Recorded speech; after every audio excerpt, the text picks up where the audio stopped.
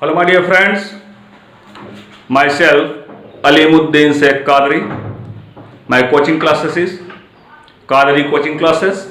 And my YouTube channel is Alimuddin Sheikh Qadri. So, my dear friends, today we will have discussing here a new lesson. This lesson is very important for class 11th students. Today we will have discussing a new chapter, a new lesson. The name of this lesson is the cell cycle or cell division. Cell cycle or cell division.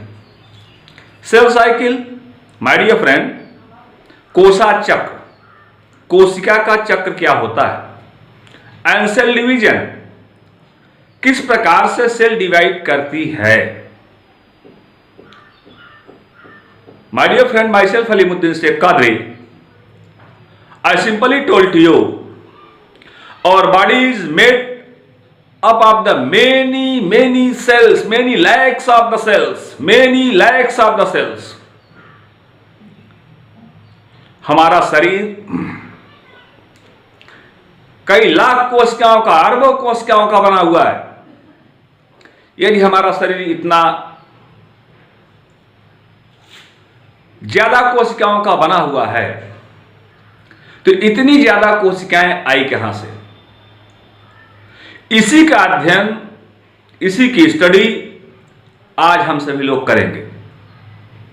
आइए हमारे साथ आप लोग भी जुड़ते जाइए और देखते जाइए कि मैं यहां पर आप लोगों को बताता जाऊं कि कौन कौन से लोग जुड़ रहे हैं, और जुड़ करके आप लोग सभी लोग हमारे साथ ऑनलाइन पर जुड़ते जाइए और मैं आपको बताता रहूंगा. तो सबसे पहले देखिए, मैं आपको बताने चल रहा हूं सेल डिवीजन, कोशिका विभाजन. My dear friend, cell division क्या बेस है, क्या प्रोसेस है इसका? First of all we will have discussing here how many scientist have worked, कितने ऐसे वैज्ञानिक हैं जिन्होंने इस पर रिसर्च किया, कार्य किया, शोध किया. मैं इस विषय में आपको बताना चाहूंगा. तो आइए इस विषय में सबसे पहले अध्ययन करते हैं. यहां पर आप लोग देख रहे हैं मैंने कुछ वैज्ञानिकों के नाम लिख रखे हैं और उसके साथ मैंने कुछ सेल डिविजन्स के भी नाम लिख रखे हैं. सबसे पहले हम आपको यह बताना चाहेंगे कि कौन सी सेल कितने टाइम ऑफ इंटरवल में डिवाइड हो जाती है, कौन सी सेल सबसे शॉर्ट टाइम ऑफ ड्यूरेशन लेती है, तो कौन सी सेल सबसे लॉन्ग टाइम ऑफ ड्यूरेशन लेती है. सो माय डियर फ्रेंड, मैं अलीमुद्दीन शेख कौदरी आपको ये बताना चाहूंगा कि cell cycle total means a complete cycle, not the half cycle, a complete cycle. यहां से सेल साइकिल स्टार्ट करेगी. आप देखते जाइएगा, मैं इसको रेड पॉइंट से इंडिकेट कर रहा हूं. रेड पॉइंट से मैंने इंडिकेट किया. ए मैंने नाम दिया. ध्यान दीजिएगा, ए मैंने पॉइंट का नाम दिया है, ए कोई डिवीजन नहीं है. यहां पर मैंने ए नाम दिया इसको. यहीं से सेल डिवाइड होना स्टार्ट करेगी, और जब यहां से सेल डिवाइड होना स्टार्ट करेगी तो धीरे धीरे अपना एक चक्र पूरा कर लेगी. ए से चलेगी, फिर आकर के अगर ये सेल ए पर पहुंच जा रही है तो एक साइकिल इसकी कंप्लीट हो गई. सो माय डियर फ्रेंड, अगर इसकी सिंगल साइकिल कंप्लीट हो गई, इस सिंगल साइकिल के कंप्लीट होने में कितना टाइम ऑफ इंटरवल लगा, कितना समय अंतराल लगा, इस विषय में आइए सबसे पहले हम आपको डिस्कस कराते हैं सेल साइकिल के विषय में. कि सेल साइकिल सिंपली अगर सामान्य रूप से देखा जाए, विदाउट एनी हेजिटेशन, अगर हम सामान्य रूप से देखें तो सेल साइकिल जो होती है वो 10 आवर्स टू 30 आवर्स, 10 घंटे से लेकर के 30 घंटे के बीच होनी चाहिए. सेल साइकिल, कोशिका विभाजन, एक कोशिका चक्र जो होता है, उस पूरी साइकिल में जो डिवीजन चलते हैं, जो विभाजन चलते हैं, उस पूरी साइकिल का जो डिवीजन होता है वो 10 to 30 आवर्स होना चाहिए. 10 से लेकर के 30 घंटे का समय अंतराल होना चाहिए. 10 से लेकर के 30 घंटे के बीच यही एक सेल डिवाइड होकर के 2 सेल में कन्वर्ट हो जाएगी, या जो है 82 रूप में अगर डिवाइड होगी तो 4 सेल में कन्वर्ट हो जाएगी। तो माय डियर फ्रेंड्स, हमारी बॉडी जो इतनी लंबी और इतनी सारी सेल से बनी हुई है, उसका मेन रीजन होता है सेल डिवीजन। तो सेल डिवीजन जो हो रहा है, कोशिका का विभाजन जो हो रहा है, यह कोशिका का विभाजन किन प्रारूपों में हो रहा है, किस प्रकार से हो रहा है, उसी का अध्ययन मैं आपको करा रहा हूं। तो मैंने बताया अभी आपको कि सेल साइकिल जो होती है 10 to 30 आवर्स का टाइम है टोटल टाइम ऑफ इंटरवल इसका 10 to 30 आवर्स का है। 10 से लेकर के 30 घंटे के बीच सेल को डिवाइड हो जाना चाहिए। लेकिन आप देखिए, यहां मैंने कुछ विशेष पॉइंट भी लिख रखे हैं, वो सिर्फ आपके लिए, आप इसको समझिए, जानिए। कुछ ऐसी सेल्स हैं, जैसे ईस्ट की सेल है तो ओनली 90 मिनट का टाइम लेती है। कितने मिनट का? 90 मिनट का टाइम लेती है, सिर्फ 90 मिनट का समय लेगी। 90 मिनट मीन्स 1.5 आवर्स। 1.5 आवर्स में 90 मिनट में यह सेल डिवाइड होकर के 1 से 2 सेल बन जाएगी, 2 से 4 बन जाएंगी। इस तरह से डिवीजन स्टार्ट हो जाएगा। तो ये जो एक ईस्ट की सेल थी, ये 2 ईस्ट की कोशिकाएं बन जाएंगी, 2 से 4 ईस्ट की कोशिकाएं बन जाएंगी। माय डियर फ्रेंड, इस तरह से लगातार सेल में डिवीजन चलता रहेगा। अगर इस तरह से रेगुलर सेल में डिवीजन चल रहा है, कोशिका में लगातार विभाजन चल रहा है, तो किस तरह से हम ये कह रहे हैं कि 10 to 30 आवर्स। ये मैंने एवरेज रेट निकाला है। क्या निकाला my dear friends? Average rate की एक आंशिक दर मैंने निकाला है, एवरेज रेट निकाला है कि किस तरह से सेल का डिवीजन देखा जाए। सिंपली मैंने बता दिया पहले ही आप लोगों को कि 10 to 30 आवर्स का टाइम ऑफ इंटरवल होता है इसका सेल के डिवीजन करने का, जिसे मैंने कहा कि ईस्ट की सेल जो होती है 90 मिनट का टाइम लेती है, 90 मिनट का समय लेती है, और बैक्टीरिया की सेल जो होती है 20 मिनट का समय लेती है। ध्यान दीजिएगा my dear friend, bacterial cell only 20 minute का टाइम लेती है, not more than 20 minute, only 20 minute. Bacteria की एक जीवाणु की एक कोशिका, बैक्टीरिया की सिंगल सेल ओनली 20 मिनट में डिवाइड हो जाएगी। एंड एलिमेंट्री कैनाल, हमारे बॉडी की एलिमेंट्री कैनाल, आहार नाल जिसको कहते हैं, हमारे बॉडी की एलिमेंट्री कैनाल, यह जो है 10 to 12 आवर्स का टाइम लेती है। 10 to 12 आवर्स, ये 10 से लेकर के 12 घंटे का समय लेती है एक कोशिका से 2 कोशिका बनने में। तो आपने देखा मिनिमम टाइम मैंने कितना दिया, मिनिमम टाइम जो मैंने दिया है वो मिनिमम टाइम मैंने दिया है 20 मिनट का। 20 मिनट किसका दिया मैंने? बैक्टीरिया का दिया। और मैक्सिमम बता रहा हूं एलिमेंट्री कैनाल पर, एलिमेंट्री कैनाल पर देखा आपने तो 10 to 12 आवर्स आया, 10 से लेकर के 12 घंटे का समय आया। माय डियर फ्रेंड, इन सबके फिगर, टॉपिक्स क्या क्या हैं, कैसे हैं, ये सारे टॉपिक्स मैं अपने YouTube चैनल अलीमुद्दीन शेख कादरी पर अपलोड कर दूंगा। और मैं ये ओनली 11th की दृष्टि से नहीं, आप ये सोच रहे ओनली फॉर क्लास 11th है, तो माय डियर फ्रेंड मैं ये जो बता रहा हूं आपको, जो एक्सप्लेनेशन दे रहा हूं, या आपके हायर क्लासेस तक, एंट्रेंस एग्जामिनेशन तक के लिए स्टडी के लिए मैं बता रहा हूं। कोई टॉपिक इसका नहीं छूटेगा। इसलिए आप सभी से मेरा रिक्वेस्ट है, जिन लोगों ने अभी अब तक मेरे चैनल को सब्सक्राइब ना किया हो, वो मेरे चैनल को सब्सक्राइब कर लेंगे, लाइक करेंगे, शेयर करेंगे, इसलिए कि ये नॉलेज डिस्ट्रीब्यूट होना चाहिए। और मैंने ऑलरेडी बताया है, ऑलरेडी बच्चे जो है मुझसे क्वेश्चन पुट आउट करते हैं और उसका आंसर मांगते हैं। कहीं से उनको कोई चीज, कोई दिक्कत आती है तो मुझसे व्हाट्सएप से, मेरे व्हाट्सएप नंबर पर क्वेश्चन पूछते हैं और मैं उनको आंसर देता हूं। और मैंने कोई पॉइंट कहां से, किस बुक से दिया है, या मैं पेज वाइज मैं उनको देता हूं एक्सप्लेनेशन। आपसे भी मेरा रिक्वेस्ट है, यदि कहीं से भी आपके सामने कोई प्रॉब्लम क्रिएट हो रही है, कोई पॉइंट्स ऐसे हैं जो आपकी समझ में ना आ रहे हो, तो आप मेरे व्हाट्सएप नंबर पर जो है वो कांटेक्ट करिए। और कांटेक्ट करने के बाद आप जो है आसानी पूर्वक मुझसे क्वेश्चन एराइज करिए, पूछिए और उसका आंसर लीजिए। आइए फिर मैं देखता हूं, आपको बताता हूं। मैंने एलिमेंट्री कैनाल के विषय में बताया कि 10 to 12 आवर्स का टाइम एलिमेंट्री कैनाल लेती है एक सेल से 2 सेल को डिवाइड होने में, बनने में। अगला है ओनियन। ओनियन मीन्स प्याज। प्याज की जो जड़ होती है, ओनियन टिप ऑफ रूट, प्याज का मूलाग्र, प्याज की जड़ का मूलाग्र, onion tip of root, tip of root माने जड़ का मूलाग्र, जड़ का शीर्ष भाग।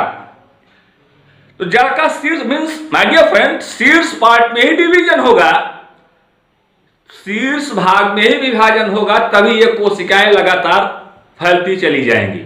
अगर शीर्ष पार्ट में डिवीजन नहीं हुआ तो ये कोशिकाओं में विभाजन वहीं पर रुक जाएगा, अर्थात पूरे के पूरे प्लांट का डेवलपमेंट वहीं पर रुक जाएगा, विकास वहीं पर रुक जाएगा। आइए देखते हैं। ओनियन में मैंने बताया कि 20 to 23 आवर्स, ध्यान दीजिएगा, मैं इसी पर एक्सप्लेनेशन दूंगा अभी आप लोगों को।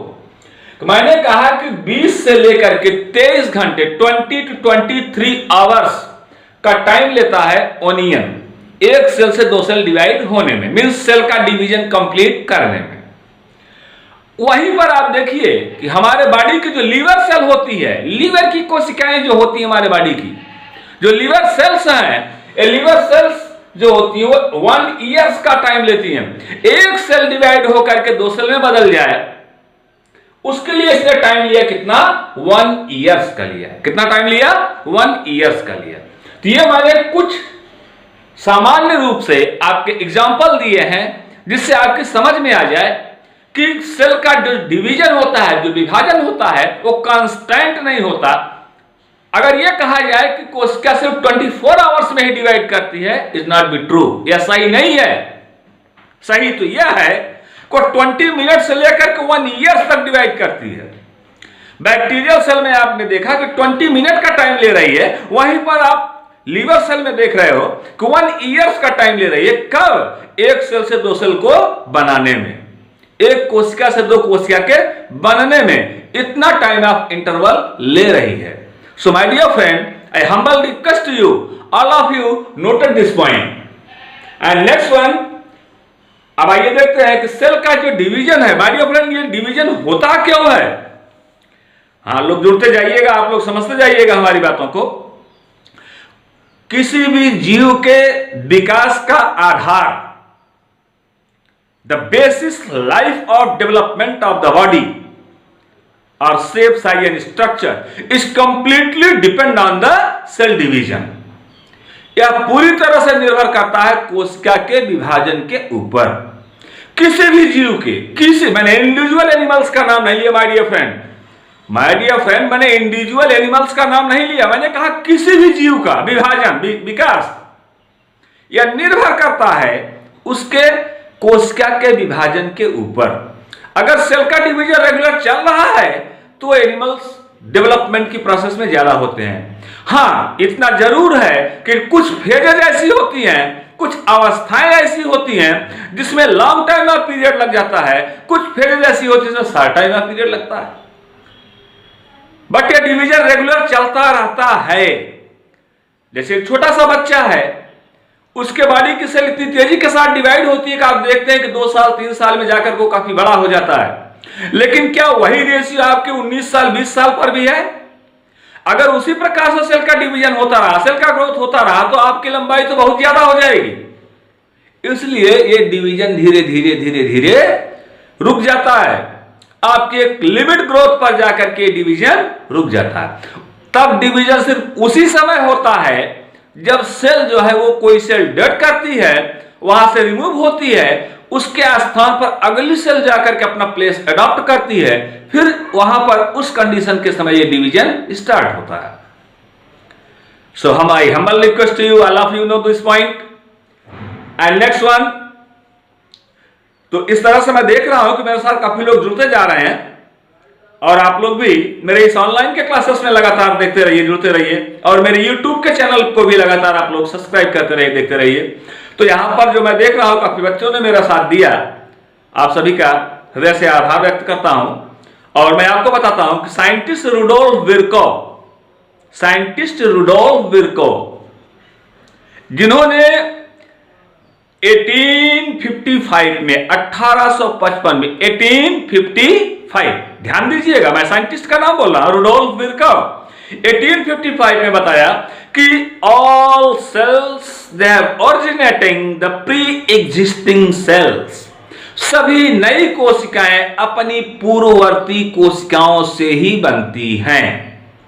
Is it clear? सभी नई कोशिकाओं की उत्पत्ति अपनी पूर्ववर्ती कोशिकाओं से ही होती है। ये टॉपिक मैंने दिया, किसने दिया? रुडोल्फ विर्कोव ने दिया इन 1855 में, 1855 में। ये टॉपिक मैंने क्लियर किया। सेकंड, ई स्ट्रासबर्गर, साइंटिस्ट ई स्ट्रासबर्गर। साइंटिस्ट ई स्ट्रासबर्गर ने 1870 में 1870 में स्ट्रासबर्गर ने बताया कि प्लांट सेल में यह डिवीजन ज्यादा मात्रा में देखा गया, पादप कोशिकाओं में यह विभाजन ज्यादा मात्रा में देखा जाता है। मींस एनिमल सेल का डिवीजन उन्होंने ब्रेक किया, सिर्फ प्लांट सेल की तरफ भागे और उन्होंने यह क्लियर किया कि प्लांट सेल में इस प्रकार का डिवीजन ज्यादा मात्रा में देखा जाता है। Means this types of division is simply be occur in the plant cells, not be in animal cells. उन्होंने जंतु कोशिका के विषय में नहीं बोला, सिर्फ किसकी कोशिका के विषय में बोला?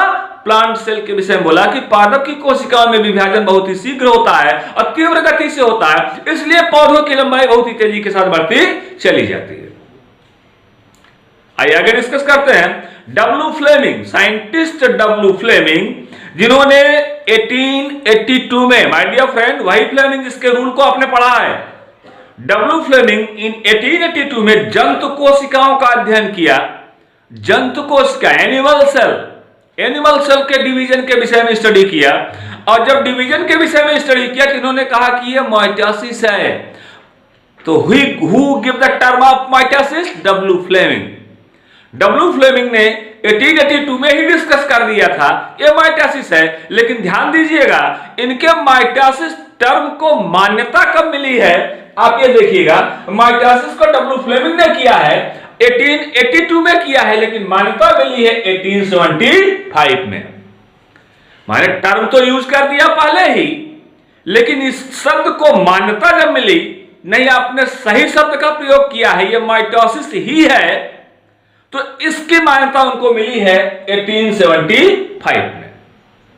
ये माइटोसिस सेल डिवीजन के विषय में डब्ल्यू फ्लेमिंग के अनुसार दिया गया। स्लीचर, साइंटिस्ट स्लीचर ने 1887 में इन्होंने कहा कि न्यूक्लियस कैरियोकाइनेसिस का प्रोसेस क्या होता है? Karyokinesis, karyon kinesis, nucleus division, karyon kinesis, nucleus division, केंद्रक के विभाजन के विषय में वर्णन किया और यह बताया कि न्यूक्लियस किस प्रकार से डिवाइड होता है। पहले वो डॉर्सोलैटरली फ्लैटेंड होता है, फिर मिड कंस्ट्रक्शन बिगेन करता है, मिड कंस्ट्रक्शन बिगेन करते करते धीरे धीरे संकीर्ण हो जाता है और ये जो एक कोशिका दो कोशिका, एक न्यूक्लियस दो न्यूक्लियाई में बढ़ जाते हैं। ये प्रोसेस दिया कि मिड का कंस्ट्रक्शन बिगेन करता है, मींस ग्रुप मेथड होता है इसमें। इस तरह से ग्रुप बीच में खांच विधि से अलग हो जाते हैं, ग्रुप मेथड से सेपरेट हो जाते हैं। कौन? न्यूक्लियस के डिवीजन के विषय में अगर किसी साइंटिस्ट ने बताया तो उसने बताया जो है स्लीचर ने बताया कि केंद्रक का विभाजन कैसे होता है, और यह बताया 1887। माय डियर फ्रेंड, अब आइए, अगर इसने जो है न्यूक्लियस के डिवीजन को बता दिया तो जीवद्रव्य के विभाजन को किसने बताया? साइटोप्लाज्म के डिवीजन को किसने बताया? तो साइटोप्लाज्म का जो डिवीजन है, साइटोप्लाज्म का डिवीजन, इसको व्हाइटमैन ने बताया। व्हाइटमैन ने 1887 में ही बताया इसको। व्हाइटमैन ने 1887 में बताया और कहा कि साइटोप्लाज्म का डिवीजन जो होता है, जीवद्रव्य का जो विभाजन होता है, यह सेल प्लेट मेथड से होता है। इस तरह से कोशिका है, आप देखिएगा फिगर जरा सा, ये एक सेल है, रफली फिगर मैं ड्रा कर रहा हूं आपको। एक सेल है, आप देखें कि इस सेल में मध्य से एक पट्टिका बनती है, ये दोनों तरफ बढ़ती चली जाती है। इस तरह से आप देख रहे हैं कि ये पट्टिकाएं दोनों तरफ जाकर के किनारों पर मिल जाती हैं। तो यहां पर आपने देखा कि ये जाकर किससे मिल जाएगी, जाकर किससे मिल जाएगी, ये जाकर किससे मिल जाएगी और ये जाकर किससे मिल जाएगी। तो मध्य की पट्टिकाओं का विभाजन इस तरह से हो जाएगा। यहां पर आपने देखा कि मध्य की पट्टिकाओं का विभाजन इस तरह से हो जाएगा और ये मध्य की पट्टिकाओं का विभाजन हो गया। अब ये साइटोप्लाज्म का डिवीजन मैं बता रहा हूं, याद रखिएगा, ये मैं जीवद्रव्य का विभाजन बता रहा हूं। साइटोप्लाज्म, अगर मध्य की पट्टिका से इसका डिवीजन हुआ, इस प्रकार के डिवीजन को कहा जाएगा सेल प्लेट मेथड। क्या बोला जाएगा? Cell plate method. क्योंकि ये प्लेट जो बीच में बन रही है, ये प्लेट दोनों साइड में भी बढ़ती चली जाएगी और दोनों साइड में बढ़ करके इसको डिवाइड कर देगी। अब आप देख सकते हैं कि इसका साइटोप्लाज्म दो पार्ट में डिवाइड हो गया। न्यूक्लियस ऑलरेडी पहले से ही डिवाइड है, न्यूक्लियस ऑलरेडी पहले से ही डिवाइड है, इसलिए इसके साइटोप्लाज्म को डिवाइड किया गया। अब ये साइटोप्लाज्म का डिवीजन आपने देख लिया, न्यूक्लियस का डिवीजन भी मैंने बता दिया कि न्यूक्लियस का डिवीजन जो है वो, इसमें आपने देखा कि पहली बार जो स्लीचर ने न्यूक्लियस के डिवीजन को बताया, पहली बार स्लीचर ने न्यूक्लियस के डिवीजन को बताया। व्हाइटमैन ने 1887 में, सेम ईयर 1887 में कहा कि यह साइटोप्लाज्म का डिवीजन होता है, साइटोप्लाज्म का भी विभाजन इसमें होता है। तो जीवद्रव्य का विभाजन उन्होंने बताया कि एक मेथड वह होता है जो बीच की पट्टिका बनती है और यही पट्टिकाएं दोनों तरफ बढ़ती चली जाती हैं। जब ये दोनों तरफ बढ़ती चली जाती है, इस मेथड को बोला गया सेल प्लेट मेथड। क्या बोला गया? Cell plate method. Next method बता रहे हैं सेल ग्रूव मेथड और cell furrow method. Cell groove method, groove means खांच होता है, cell groove GROOVE, cell groove, groove method means खांच विधि, कोशिका खांच विधि है। तो यहां पर आप देख सकते हैं कि ये कोशिकाएं मिड कंस्ट्रक्शन ऐसे बिगिन करेंगी, इधर की सेल ऐसे मिड कंस्ट्रक्शन ऐसे बिगिन करेगी और ये मिड कंस्ट्रक्शन ऐसे बढ़ता जाएगा, मिड कंस्ट्रक्शन ऐसे बढ़ता जाएगा और ये मिड कंस्ट्रक्शन इस तरह से बढ़ता जा रहा है। तो ये मिड कंस्ट्रक्शन जाकर के मिल जाते हैं, मध्य का संकीर्ण जाकर किस तरह से मिल जाता है और जब मध्य का संकीर्ण इस तरह से जाकर के मिल जाएगा तो एक सेल दो सेल में इस तरह से आसानी पूर्वक डिवाइड हो जाएगी। इस प्रोसेस को कहा गया, इस मेथड को कहा गया कि सेल ग्रूव मेथड। क्या बोला गया? सेल ग्रूव मेथड और cell furrow method. So my dear friend, इस तरह से साइटोप्लाज्म का डिवीजन आपने देखा। फार्मर और मुरे, जेबी फार्मर, साइंटिस्ट जेबी फार्मर, हम देख रहे हैं कि आप लोग जुड़ते जा रहे हैं, अच्छी बात है। जेबी फार्मर और मुरे, J.E. मुरे इन 1905 में, जेबी फार्मर और मुरे इन 1905 में, आप लोग इसमें मेरा लाइव चैनल भी देख रहे हैं और आप लोग मेरा यूट्यूब चैनल भी देख रहे हैं। तो माय डियर फ्रेंड, मैं यूट्यूब चैनल के माध्यम से भी आपको बता रहा हूं और लाइव भी आपको बता रहा हूं। आप लोग लाइव भी देख लीजिए, यूट्यूब भी देखिए। तो इस तरह से लाइव में मेरे साथ कई बच्चे जुड़ चुके हैं और आप लोग अब देखिएगा कि मैं ये जो बताने चल रहा हूं, जो बता रहा हूं मैं आपको, यह मैं बता रहा हूं कि सेल का डिवीजन, साइटोप्लाज्म का डिवीजन, मैंने न्यूक्लियस का डिवीजन बताया, उसके बाद साइटोप्लाज्म को बता रहे हैं, साइटोप्लाज्म के डिवीजन के विषय में मैंने बताया। अब यहां पर देखिए कि ये तो डिवीजन हो गया, साइटोप्लाज्म के डिवीजन को व्हाइटमैन ने क्लियर कर दिया, 1887 में व्हाइटमैन ने इसको क्लियर कर दिया। अब आती है बात मियासिस की, ये तो माइटोसिस में हो गया। तो मियासिस सेल का डिवीजन, मियासिस सेल का डिवीजन सबसे पहले फार्मर और मुरे ने किया। माय डियर फ्रेंड, फार्मर का पूरा नाम जेबी फार्मर और मुरे का पूरा नाम J.E. मुरे है, जिन्होंने अपने डिवीजन को 1905 में बताया कि यह मियासिस है। मियासिस अर्धसूत्री कोशिका विभाजन, अर्धसूत्री कोशिका विभाजन, माने सेल का जो डिवीजन हो रहा है वह अर्धसूत्री है। क्या है? अर्धसूत्री, अर्थात अपने जनकीय गुणसूत्रों की आदि हो जाती। कहां पर? पैतृक को जो है मातृ कोशिका जो उत्पन्न होने वाले डॉटर सेल में, पुत्री कोशिकाओं में गुणसूत्रों की संख्या अपने जनकीय गुणसूत्र जो जनकीय कोशिकाओं की आधी हो जाती है। पुत्री कोशिकाओं में गुणसूत्रों की संख्या, नंबर ऑफ क्रोमोसोम, ये हाफ हो जाते हैं अपने पैरेंटल सेल के। अगर अपने पैरेंटल सेल के हाफ हो जा रहे हैं, आधे हो जा रहे हैं, तो इसको कहा गया मियासिस। क्या बोला गया? मियासिस, जिसका नाम मैंने बताया आपको, जेबी फार्मर और J.E. मुरे, जेबी फार्मर एंड J.E. मुरे नाम के साइंटिस्ट ने मियासिस शब्द का प्रयोग किया पहली बार। लेकिन ध्यान दीजिएगा कि इस शब्द को मान्यता भी मिल रही है 1905 में, लेकिन माइटोसिस की मान्यता मिली डब्ल्यू फ्लेमिंग ने 1882 में जो है इसको खोजा, जो है सॉरी डब्ल्यू फ्लेमिंग ने 1872 में डिस्कस कर दिया, लेकिन मान्यता मिली 1875 में। लेकिन फार्मर और मुरे को देखा आपने कि इन्होंने 1905 में ही इनके शब्द को मान्यता मिल गई कि इन्होंने मियासिस शब्द का सही और सही प्रयोग किया है। तो यह होता है माइटोसिस और मियोसिस। अब आइए देखते हैं सेल के डिवीजन की तरफ हम आपको लेके चलते हैं। अब तो यहां पर मैंने history of the cell division clear कर दिया कि डिवीजन में क्या हो रहा है। अब आइए देखिए माय डियर फ्रेंड, ये सेल का division there are two types. How many types? Two types. How many types? Two types. One is the interphase और ग्रोथ फेज। पहली अवस्था को इंटरफेज कहा गया या सेल की विकास की अवस्था कहा गया, इंटरफेज कहा गया, अंतरावस्था कहा गया, या फिर उसको ग्रोथ फेज कहा गया। क्या बोला गया? Growth phase. सेकंड है यम फेज और डिवीजन फेज। यम फेज में डिवीजन होता है, यम फेज में डिवीजन होता है। कौन सा डिवीजन होता है यम फेज में? यम फेज में जो डिवीजन हो रहा है, वो डिवीजन जो देखा जा रहा है यहां पर यम फेज में, वो माइटोसिस भी हो सकता है, वो मियोसिस भी हो सकता है, वो एमाइटोसिस भी हो सकता है, लेकिन डिवीजन होना है। सेल में डिवीजन, यम फेज में डिवीजन होना है, ये मस्ट है कि यम फेज में डिवीजन होगा। परंतु ये जो डिवीजन हो रहा है वो किस प्रकार का डिवीजन हो रहा है? माइटोसिस का हो रहा है या मियोसिस का हो रहा है? समसूत्री कोश का विभाजन का हो रहा है, अर्धसूत्री कोश का विभाजन का हो रहा है? किस प्रकार का विभाजन हो रहा है? इस प्रकार के विभाजन को समझाने के लिए हम आपको ले चलते हैं कि पहले आपको बताते हैं कि सेल का डिवीजन दो पार्ट में देखा गया। कितने पार्ट में? दो पार्ट में। एक को कहा गया इंटरफेज या ग्रोथ फेज, दूसरे को कहा गया यम फेज या division phase. My dear friend, इस डिवीजन फेज में ही हम दो पार्ट कर दे रहे हैं। अब आपको समझाना बता दे रहे हैं, क्लियर कर दे रहे हैं। इसी डिवीजन फेज में आकर के दो पार्ट हो जाता है। एक का पहला पार्ट नाम हम देते हैं माइटोसिस और दूसरे का नाम हम देते हैं क्या? मियोसिस। एक को कहते हैं माइटोसिस और एक को कहते हैं मियोसिस। माइटोसिस को हम कहेंगे समसूत्री कोश का विभाजन और मियोसिस को कहेंगे अर्धसूत्री कोश का विभाजन। ये दोनों डिवीजन किस फेज में मिल गए? यम फेज में मिल गया। किस फेज में मिला? यम फेज में मिला।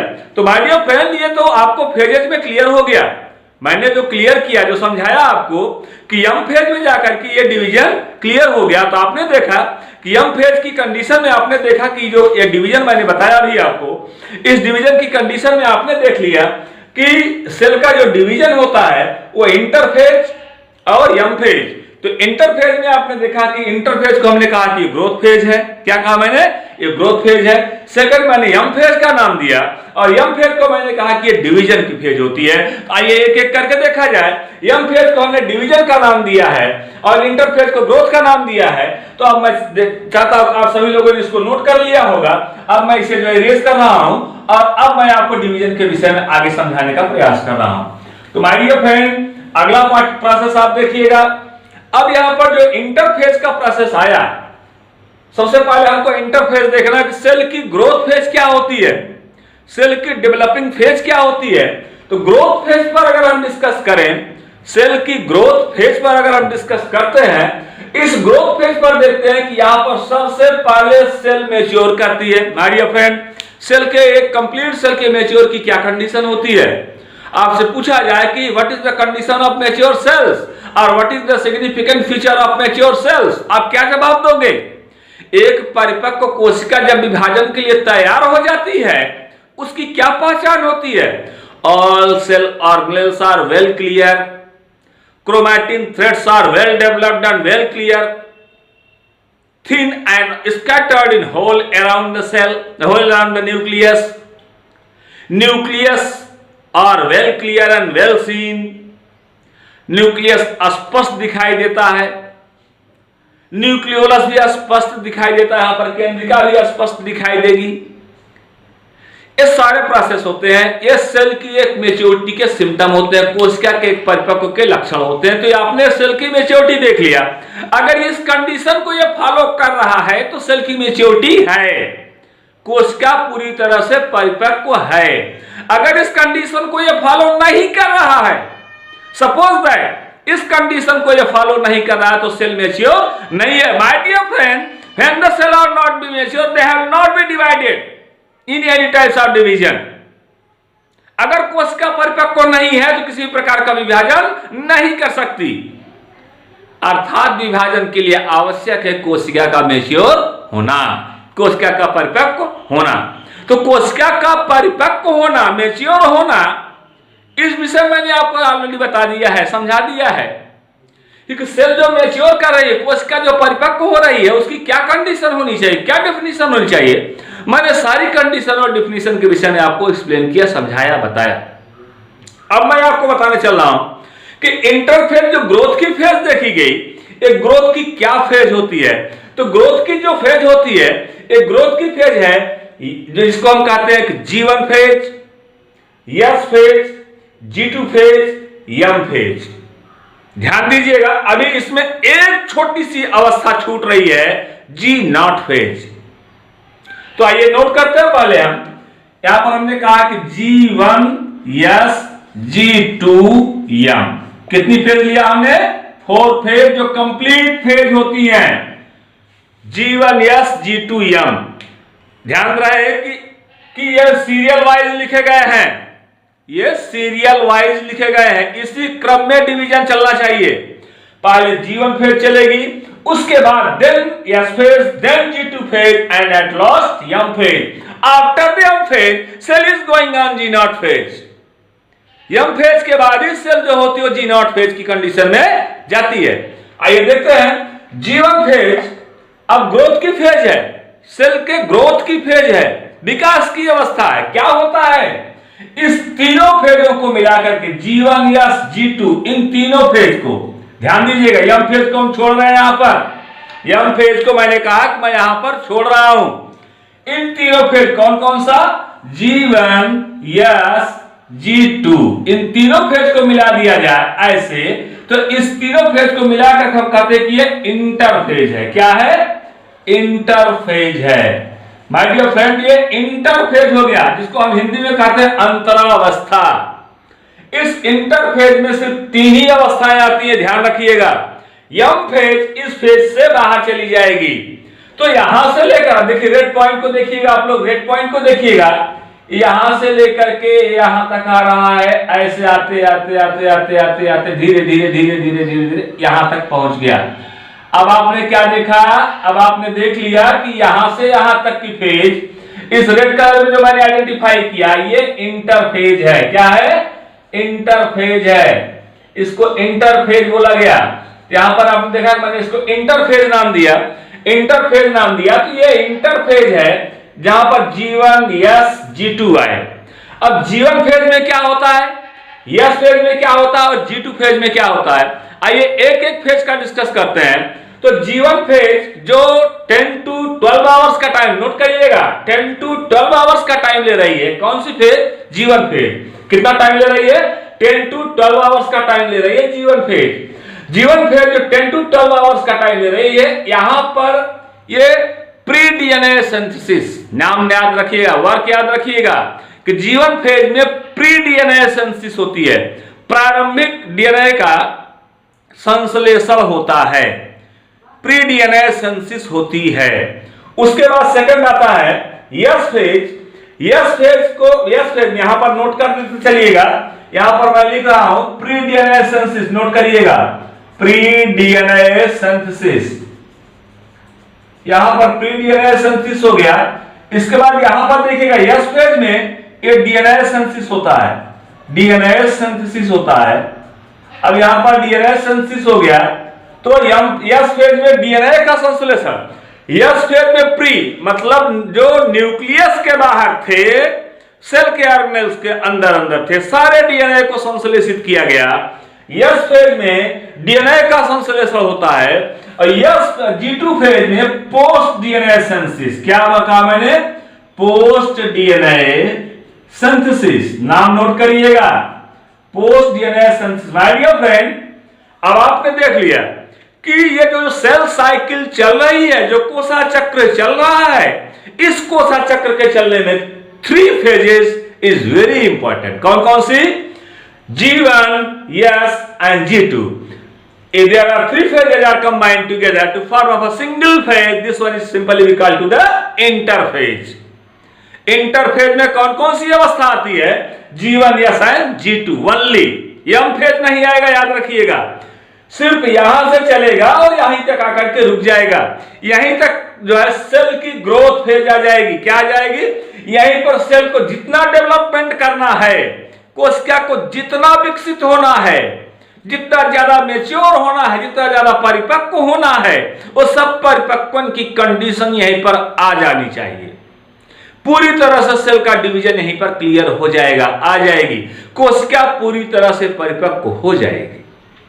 आपने देखा कि G1 S G2 मैंने टाइम ऑफ इंटरवल दिया कि G1 फेज 10 to 12 आवर्स का, S फेज 7 to 9 आवर्स का, G2 फेज 4 आवर्स का। तो आप ऐड कर लीजिएगा 12 8 जो है 12 7 कर दीजिए हम, 12 7 हो गया जो है 19 19 4 और हो गया 23, बचा 1 आवर्स का टाइम आप ऐड कर दीजिएगा तो यम फेज हो जाएगा। इन्हीं में टाइम ऑफ इंटरवल थोड़े थोड़े घट बढ़ भी सकते हैं, बढ़ भी सकता है, घट भी सकता है। टाइम ऑफ टेकिंग वो ज्यादा भी हो सकता है, कम भी हो सकता है। अगर ज्यादा कम हो रहे हैं इसका यम फेज का टाइम ऑफ इंटरवल तो 1 आवर्स अप टू 2 आवर्स हो जाएगा, not more then 2। Is it clear? Not more then 2। आप समझ रहे हैं ना हमारी बात को कि ये 2 घंटे से ज्यादा का समय नहीं लेगी, 1 से लेकर के 2 घंटे का ही समय इसको लेना है। Only they have taken to 1 and 2 hours, 1 to 2 hours, not more than 2 hours, 1 to 2 hours। क्या phase I? G1 S G2। इन तीनों ने मिलाकर के फेज का नाम दिया जिसका नाम क्या होता है? इंटरफेज। तो मैंने इंटरफेज के विषय में आपको वेल क्लियर प्रोसेस बता दिया कि इंटरफेज है। अब इसके बाद आता है यम फेज। तो माय डियर फ्रेंड, मैं अलीमुद्दीन शेख कादरी अपने YouTube चैनल अलीमुद्दीन शेख कादरी के माध्यम से आपको समझा रहा हूं, बता रहा हूं, एक एक पॉइंट को क्लियर कर रहा हूं। अब यम फेज में एक डिफरेंट कंडीशंस होती हैं, डिफरेंट फेजेज चलती हैं। अब आप यहां पर देखिएगा यम फेज में जो डिफरेंट फेजेज हैं मैं इनको आइडेंटिफाई कर देना चाहता हूं कि यम फेज में, अब आपने इसको नोट कर लिया होगा, इंटरफेज को भी नोट कर लिया होगा। अब यम फेज को देखिएगा, यम फेज में यहां पर यम फेज में इनके पाली फेज मैंने क्लियर कर दिया, ये फेज मैंने क्लियर कर दिया, इंटरफेज और ग्रोथ फेज, इसको विकास की अवस्था कहा गया। अब आते हैं हम यम फेज की साइड में। यम फेज में यहां पर देखिएगा, यम फेज में यहां पर माइटोसिस और मियोसिस दोनों चल रहे हैं, लेकिन ध्यान देंगे माय डियर फ्रेंड, तो ये माइटोसिस की फेज में हम लेकर चलते हैं। यहां पर देखिएगा पहली कंडीशन होती है प्रोफेज, प्रोफेज, दूसरी कंडीशन होती है मेटाफेज,